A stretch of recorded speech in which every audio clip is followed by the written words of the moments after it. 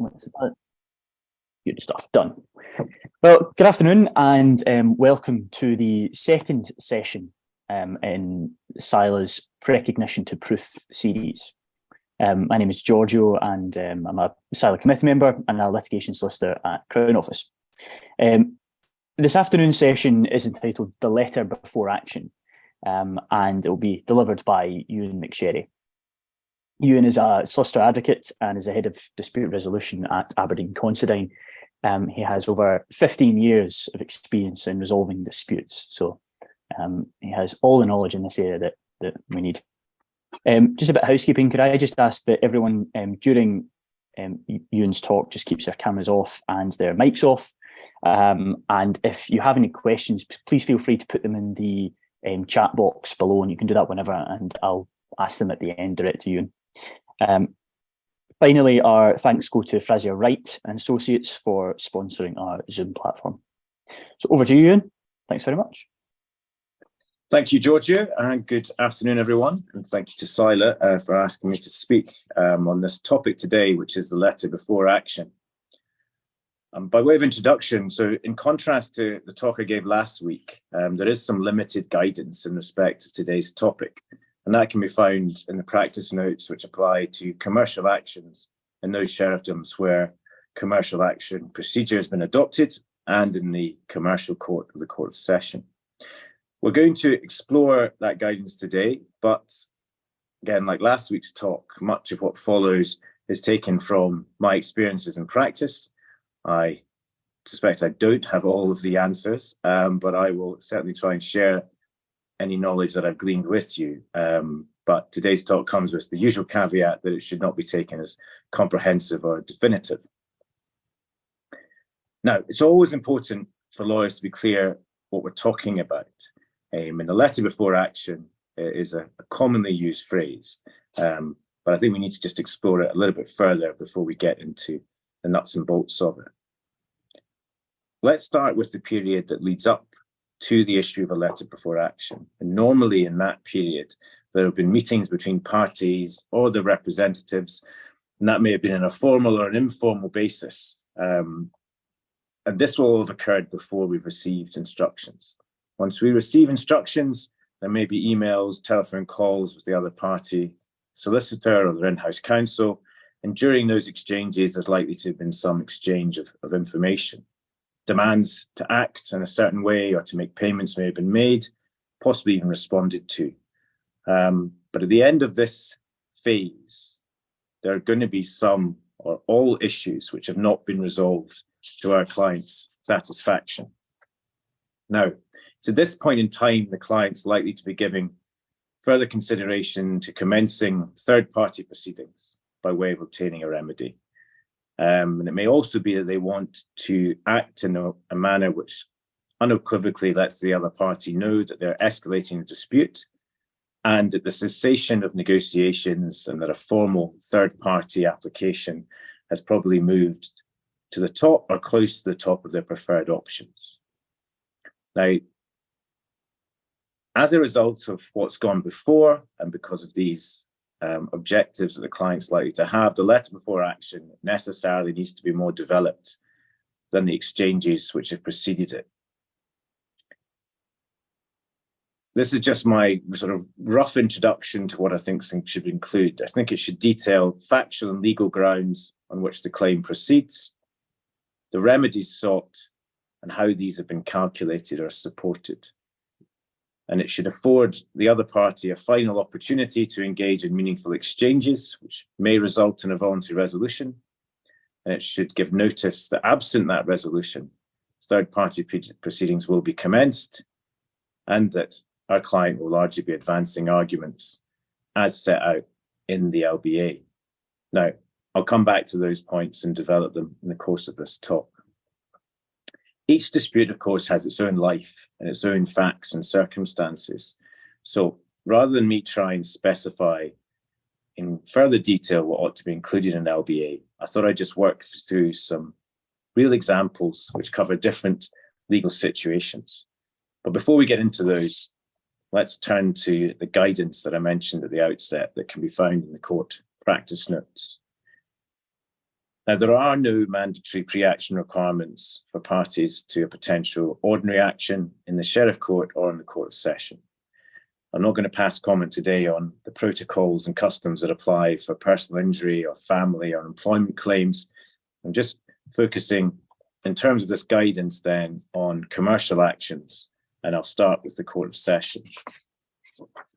The pre-action requirements for commercial actions in the Court of Session are contained in a 2017 practice note, which is headed Practice Note for Commercial Actions, which came into force on the 27th of March, 2017, as I say. I'll refer to this as the 2017 Practice Note. That note supplements the rules which govern commercial action procedure, and the paragraph that's relevant for today's talk is paragraph 10 in particular, which is headed Pre-Action Communication. Another word perhaps for a letter before action. Or phrase, sorry. Here we find the court's expectation that prior to the commencement of the commercial action, the prospective parties' legal advisors should have discussed and focused the matters in dispute. This is developed across paragraph 10A and paragraph 10B. We're told that the expectation doesn't apply to cases involving an element of urgency, such as applications for interim orders. But the content, we are given content about the guidance about the content that should be in this pre-action communication. The pursuer solicitor is expected to fully set out the nature of the claim and the factual and legal grounds on which it proceeds, to provide copies of any documents relied upon, and where the issue sought to be litigated is one to which expert evidence relating to liability is necessary to obtain and disclose the expert's report. I'm pausing here. It doesn't say that if you're advancing a quantum claim as part of your pre-action correspondence that you should have expert evidence in relation to the calculation of those sums. But I think we can read that in to these rules on the basis of us requiring to provide copies of documents that are necessary in order to give full details of the claim to the other side. And this becomes relevant when you consider what the corresponding obligation is on the defender's solicitor. They are obliged to respond to the pre-litigation communications, to set out the defender's position in substantial terms, and to disclose any document or expert report detailing the liability upon which they rely. Now, I mention this because it does have a significance to the content of what we put in the LBA. The more detailed and apposite the LBA, then the more weight, criticism of any response which we say fails to meet the expectations in this guidance will be. During the period of this pre-action communication, the parties are directed to carefully consider and discuss whether all or some of the dispute might be amenable to some form of alternative dispute resolution. So that's likely to be something that either forms part of our LBA or at least in our consideration when we're drafting it.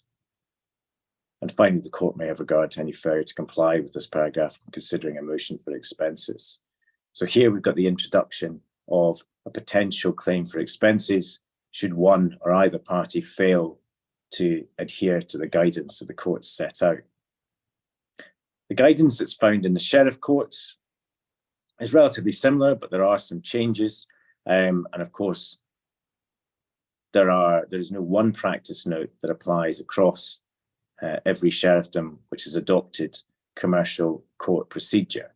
So whichever sheriffdom you're in, you must first check to see if the Sheriff Principal has adopted the commercial court rules that are available. And if they have, if they've issued a practice note that governs those actions. And check to make sure you've got the most up-to-date practice note because they do change over time. I'm going to focus on the practice note that's available for Tayside Commercial Court, and that relates to procedure available in Dundee, Forfar and Perth Sheriff Court. In that practice note, which you can find online on the Scottish Courts website, it states that it's expected that parties and or the solicitors will fully set out in correspondence the nature of the claim, the defence of the claim, the factual and legal grounds on which it proceeds, as well as disclosing any document or expert's report relating to liability. So you can hear that that's very similar to the guidance that's given in the Court of Session. And again, there's the same reference to the sheriff having a power to consider any failure to comply with these expectations when considering a motion for expenses. There's no reference to the parties having to consider alternative dispute resolution in the practice note that I'm referring to here. But it is something that does come up in practice from time to time, and the question's often asked whether or not the parties have given thought to or attempted to advance any form of ADR prior to the commencement of proceedings or shortly thereafter. It's also worth pointing out in relation to sheriff courts that there are some sheriff courts or sheriffdoms where commercial court procedure has been adopted, but there aren't any practice notes governing pre-action requirements. Now, in those courts, and I'm thinking in particular of Glasgow Sheriff Court, there is an expectation amongst the commercial sheriffs, in my experience, that parties ought to have engaged in pre-action correspondence, and there will be criticism of parties if they haven't. And it's also worth remembering that even where there's no practice note, particularly referencing issues of expenses, that sheriffs have got a wide discretion in relation to all questions of expenses. And so any failure to act in a way that the court would expect may open you up or your client up to an award of expenses. Moving on then to get into some specific examples of LBAs. But before we do that, it is important that we consider that we need to be flexible. There is a range of different legal issues that might arise that needs to be considered as part of our drafting, and there'll be a range of different sources of evidence for us to consider as well. So the point we're getting to here is the expectation is that we've begun that legal analysis and we've begun that evidential collation. We obviously need to be mindful of the particulars of the dispute we're dealing with, and we'll need to have gone through a process of sifting of the evidence that's available, and indeed of assessing which of the legal arguments we're going to run. And by that I mean we need to consider the pros and the cons of a large range of factors and elect what to include and exclude. That process is something that doesn't happen in isolation of the client. Subject to the nature of your client, you might find that it's a long iterative process whereby there are a number of drafts that go back and forward. If it's a larger client with an in-house legal team, they may want to input into it. If it's a single individual, he or she may want to input into it. And each time it's up to you really, with your knowledge of the client, to understand how to manage the client in that situation in such a way that you keep them on side, but also that we are refining this letter before action and making it the best version that we can. Bearing in mind, of course, what our objectives are throughout, and those objectives will change with every single LBA you draft. But rather than consider this in the abstract, let's get into some of the examples to try and draw out certain factors and explain the thinking behind some of the elections made. Now, these are real examples, but obviously I'm going to anonymize it. And I will highlight the areas in which we're in, because I think that impacts upon the content of the LBA. So the first LBA was a company client working in the renewable energy sector. And this advanced a breach of contract and professional negligence claim against solicitors who acted for that client in a particular project. Let me just get it out. So working my way through the letter, the first thing to consider is who we're addressing the letter to. Now, it may well be that that's obvious because of the nature of dispute, but there are certain circumstances where you may want to be addressing it to other parties, and I'll give an example of that in due course. In this case here, we had identified who the client relations partner was. We'd had correspondence with them in advance in relation to obtaining documents, and so it was sensible to issue it to that individual.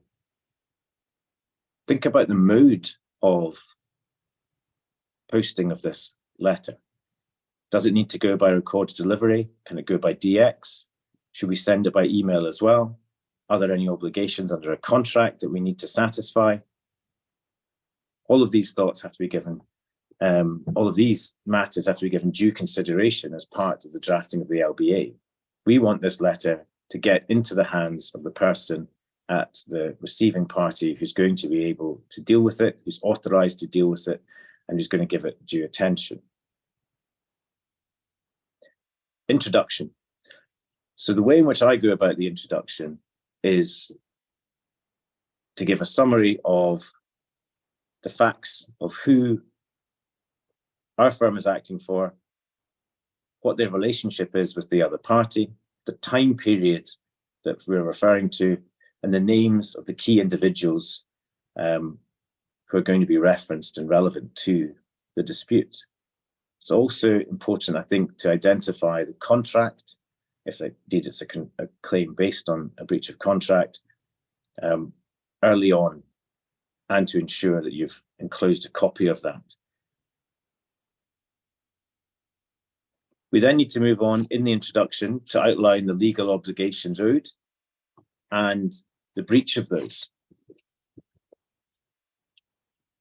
The introduction should also set out what this letter is. And by that, I mean, if this is a letter that's being served under a contract dispute escalation process, we need to be specific about that. If it's a letter that's issued as part of the pre-action correspondence under the 2017 practice note in the Court of Session, let's reference that as well. Reference paragraph 10, reference the expectation of the content of any response, and make it clear that we will be drawing attention to the potential sanctions that are available if these steps aren't followed. And in this particular letter, I put the firm on notice that steps should be taken to immediately preserve all documents held in hard copy or electronic form, which relate to the matters set out in the letter. I've also asked for the firm to acknowledge within 7 days that they have taken the necessary steps to preserve those documents. That's the introduction in this letter. This being a claim that's related to a breach of contract, potential professional negligence, necessarily there's going to have to have been a lot of work carried out prior to the drafting of this LBA. And I say that because we're going to have obtained a professional, independent expert report, and one that's supportive. And in order to do that, we're going to have collated all of the important contractual information, taken detailed precognitions. And as a result of that, in this letter, there's quite a lot of detail set out in terms of the evidence. And one of the reasons for doing that is to demonstrate confidence in proving these facts at any proof in due course. So because we've done the necessary groundwork, we can advance these detailed evidential points, and we can give the impression that we're confident of proving all of these if this dispute is not dealt with at the pre-litigation stage. This letter then goes on to narrate what the contractual obligations were owed to our client, and to stipulate what the delictual obligations were too. Then it goes on to narrate what the breaches were and why those breaches have caused loss. The next heading is liability, claim liability. And with that, we've broken down each of the heads of claim and broken down the calculation of the quantum. So we've specified how the heads of loss have been arrived at, what they are, and the calculation that we've applied. Now, in this case, we also had to have expert evidence in relation to the calculation of loss, because it was loss over a long period that needed the input of actuaries. So that expert report has been obtained, and it's been incorporated and included in our letter before action. And we've specified the overall sums that we're seeking. The final part of this LBA is headed Next Steps, and I've asked for acknowledgement of receipt of the letter and its enclosures within 14 days. And then there's an invitation to the firm or the solicitors appointed by their professional indemnity insurers to provide a proposal for settlement of the claim within 42 days. I think we arrived at that figure because we had to find a balance between wanting to not provide an open-ended period for a response, but also recognising that this was a detailed claim and that expert opinion evidence had been obtained. I reference back to the 2017 note and the requirements of the response. And I also made an invitation for proposals in respect of ADR, and in particular mentioned the possibility of mediation as a means of resolving the claim. And the final paragraph is protective without prejudice wording that you would ordinarily find in relation to a letter of this kind. Sign off and then the enclosure of all the documents referred to. So that is a very detailed LBA. And it wouldn't take much work to convert this LBA into a summons. And again, that might be something that you want to convey to the other party, that in the absence of substantive engagement, it will be relatively easy to proceed straight to a summons and to have that served without having to obtain any further evidence or carry out any further investigations. The next real-life example I was going to give is a company client that owns commercial property. So this is an LBA where it's a alleged breach of a lease. This one is dilapidations claim. So the lease had concluded and it was a terminal dilapidations claim. This one had to be issued by recorded delivery to the former tenant at their registered office in order to comply with the lease notice provisions. So that explains in this one the thought process around the addressee and the mode of posting. In the introduction, designed the client, referenced the contract, which is the lease, explained why the addressee is liable under the contract, and given some background about when the termination occurred. So the timings have been dealt with as well. I've stated in a very brief form that there were repairing obligations at lease termination and that the former tenant is in breach of those. The final paragraph under the introduction goes back to the contract in which there was an arbitration clause. That arbitration clause applied to whenever there was a dispute between the landlord and tenant, and as this was assessed as being a qualifying dispute, referenced the clause and stated what was going to happen should the parties not resolve their dispute. First substantive heading then is that I set out the tenant's obligations under the lease. I won't go through those, but there's a number of clauses referred to under that heading. We then move on to the next heading, which is the breaches of the lease obligations at the termination date.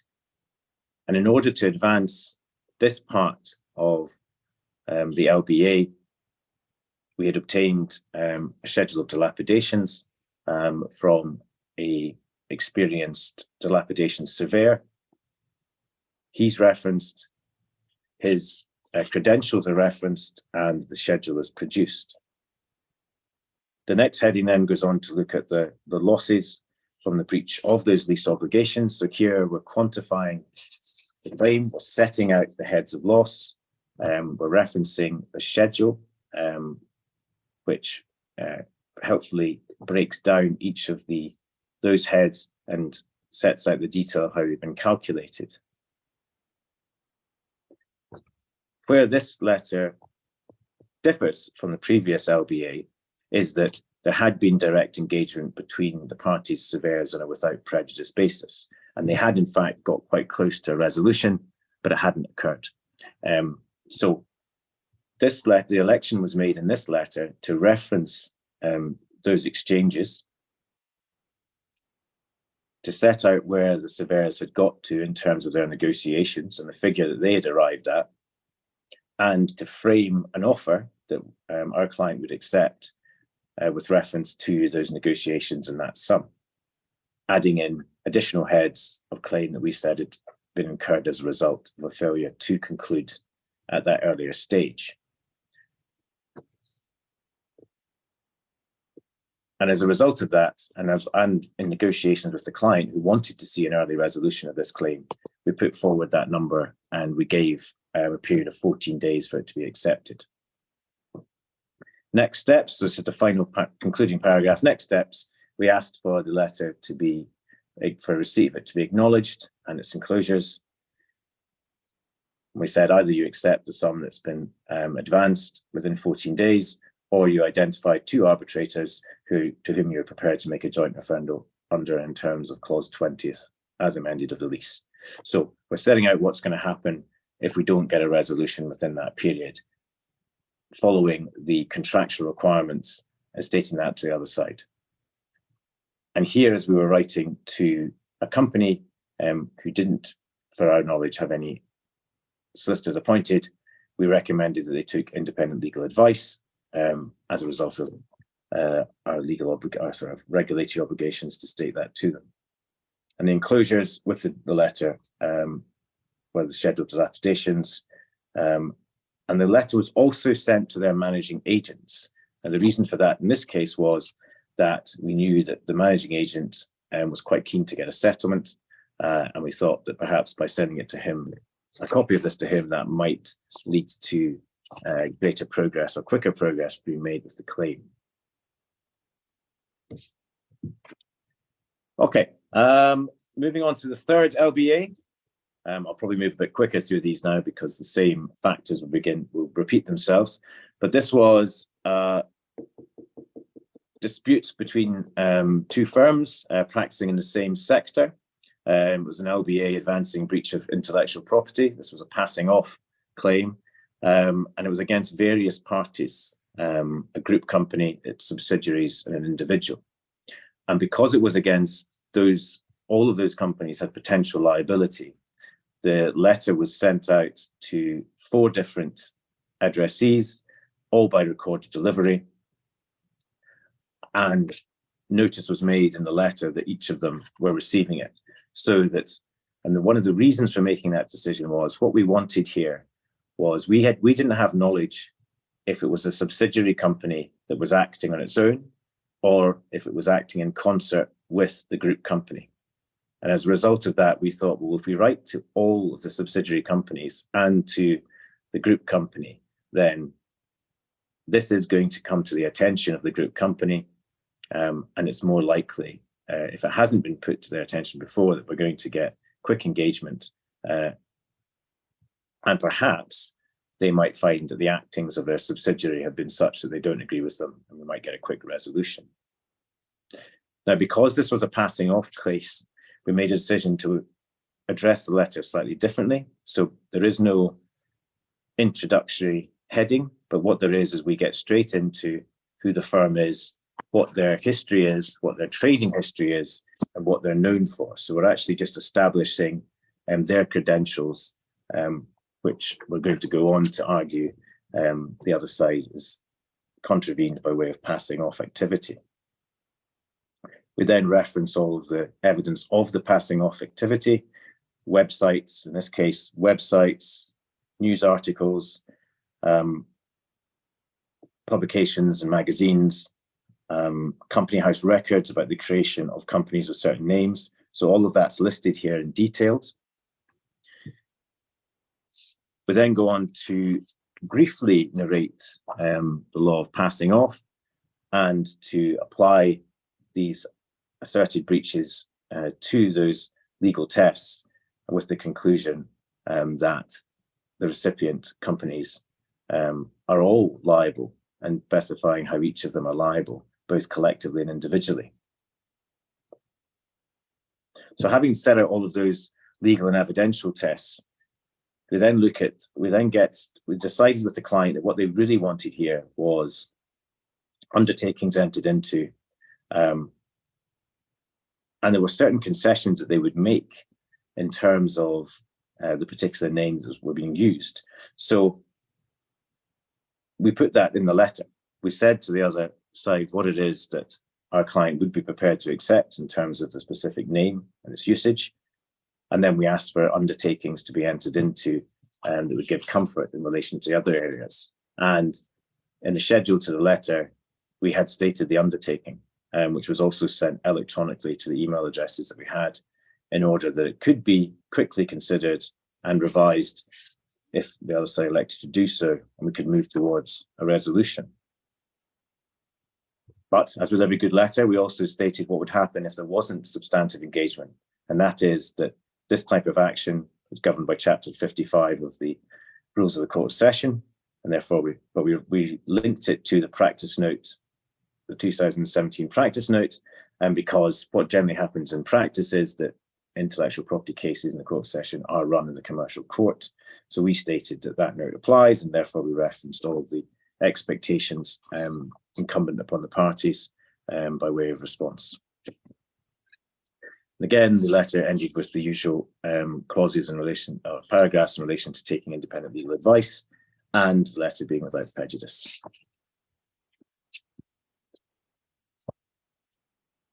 Final letter. This one is a company client working in the oil and gas sector, and it was a claim under an umbrella contract against the main contractor. The addressee in this one and the mode of delivery both had to be as per the contract, because it was a very detailed dispute escalation procedure. So it had to be sent both to the subsidiary who was the contractor, but also to the group company abroad, which was done. There was a cast of thousands that were involved in the emails proceeding up to the LBA, again, because of the group legal counsel running the matter from abroad, but also there being a legal team in the UK. So they were all sent this letter by email. This is a similar introduction, but it's a pretty short introduction because there had been quite a lot by way of pre-LBA engagement. So it's simply stating who we act for, referencing that pre-LBA correspondence, and stating which clause this letter was being issued under in terms of the parties' contract. The background facts had to be very detailed, and a lot of time had to be spent setting out what the contractual obligations were, just by the nature of these types of contracts, which are pretty unwieldy. But that having been done, and that goes on for 7 pages in this LBA, that having been done, we had to give notice of the dispute in terms of the contract. So here, we had to reference all of the evidence that said why it was that we were now in this different stage of the dispute escalation process. And we actually took counsel's opinion in relation to this, because there was some dispute about what the contract meant. As it turned out, when this case went to adjudication, that was challenged. Unfortunately, we survived on that point, but it was something that took a great deal of time, and it's not something you might necessarily think about, but getting counsel's opinion about whether or not you've actually managed, you're in the right clause of a certain contract. But each LBA is different, and the facts and circumstances are different. And in this one, it was felt that was the appropriate thing to do. And as it turned out, it was challenged at the adjudication. We were successful on it, so it was worthwhile doing it. There were a number of other matters that sat outside this particular dispute that we hadn't got to yet, but where it was anticipated that there were going to be breaches. So in this LBA, we had a heading, Further Matters, and we addressed all of those. And that was to do with variations of the contract that had not been agreed. But we're really just laying down a marker that if we wanted this resolved, as well as resolving all of these other matters. And the conclusion of this letter had to be it was already directed in terms of the contract, what had to go into it. So this one was a very stylized letter. There wasn't a great deal of, there wasn't much attempt to discuss other forms of resolution or indeed to make any proposals for settlement, because that wasn't what was required in the contract. But in this case, we issued a second letter. And that was, this letter that was issued was an open letter because it was, as I say, in accordance with the contract terms. But we elected in this case to send a without prejudice letter, much shorter letter, and itself a form of letter before action, in that it contained a proposal of the terms that, or the payment, in fact, that our client was prepared to accept, and the payment terms, and how this matter could be resolved. And we gave a very short period to respond to that letter.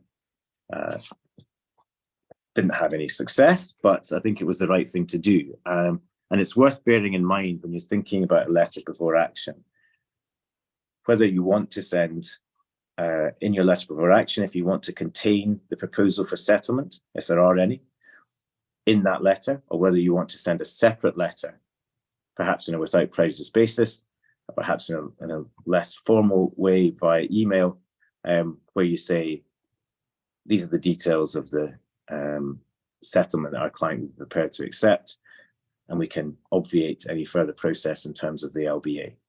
But again, you've got to take your client with you on that journey and make sure that they agree to those types of actions. I quickly this morning tried to pull together some common characteristics, and it may well be that in the course of me speaking, you've thought of those that I've not included in this list. But my headings for what they're worth are the addressee is the first point. Think about who we want to send it to and why we're sending it to that person. The mode of posting. Do we have to send it in a certain way to comply with contractual obligations, or are we free to do it in a way which we think is going to achieve our outcomes, which is getting it before the right person as quickly as possible? In the introduction section, I think we should set out the parties, their relationships, time periods, the sources of the legal obligations, outline what they are, outline the breaches of those obligations, say what the status of the letter is, and give notice to preserve documents. Now, with each of these factors, you may not include them, but I think that they're worth giving thought to. Then in the next stage of our LBA, we specify the obligations that we say apply. Then our next heading is to specify the evidence, and then to specify the breach. Then to move on to specify loss, to say how that loss has been calculated. Now, just jumping back to those earlier bullet points, the order in which you specify the obligations and the evidence and the breach, you may not have three separate headings. You may want to just include them together. Again, that will depend upon the nature of the dispute. Where we're relying on documents, let's produce them. Where we're relying on expert reports, let's produce those, particularly in relation to liability, but quantum also if you have it available. If your expert report isn't wholly supportive, you don't need to necessarily produce it in relation to quantum, and it may be that you want to just keep that in reserve. I think that's fine, but don't make reference to holding a report unless you're going to be prepared to provide it to the other side, as to do otherwise brings into question whether or not there are any issues with that support, and if there might be some weakness in relation to your quantum assertions. Make sure your LBA satisfies all contractual and statutory requirements, both in respect of form and content. And if appropriate, make sure it satisfies all court guidance requirements, again, both in respect of form and content. And where I reference statutory requirements, what I have in mind there is the adjudication scheme and making sure that demands have been set out in the appropriate way, or indeed arbitration, but the arbitration rules don't really address what's to happen before. They tend to assume that it's something that's been stipulated under a contract of lease. The conclusion is probably the area where there's the greatest scope for setting out what's appropriate for the actual case that you have in front of you. So what follows are just the considerations I think that you should have in your mind when you're drafting your LBA. Invite a substantive response. Consider whether to make a proposal to settle, and if you do make that proposal, specify a time period for it to be received. I've mentioned a without prejudice offer, perhaps putting that in a separate letter. Include an undertaking, if that's what you want. Say what you want to occur. Say what's going to occur if you don't get substantive engagement that leads to meaningful negotiations. Consider offering a form of ADR. Recommend to the other party that it takes legal advice if you're not writing to the other party's solicitors or in-house counsel team, and ensure you've got without prejudice wording.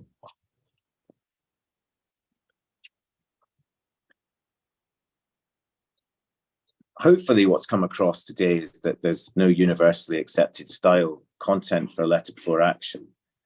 There are some common characteristics, but in each situation, the LBA has to be flexible because it's going to have to apply to the facts and the circumstances that you've got available to you, and it's going to have to align with what your client's objectives are.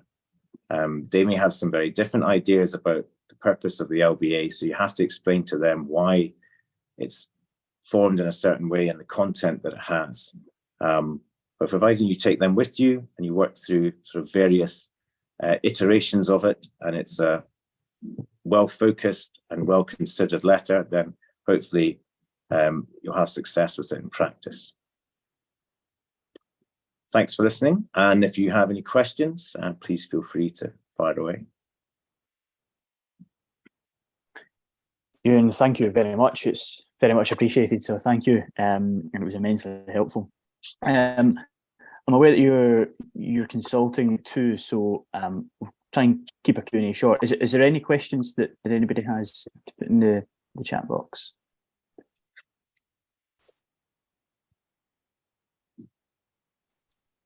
Okay, perfect. So all it leaves me to do is just to say thank you once again to Euan. And our next session next week is the initial writ, and it's going to be delivered by Solicitor Advocate. So thank you very much once again, and see you all next week. Cheers. Thanks, everyone. Thank you.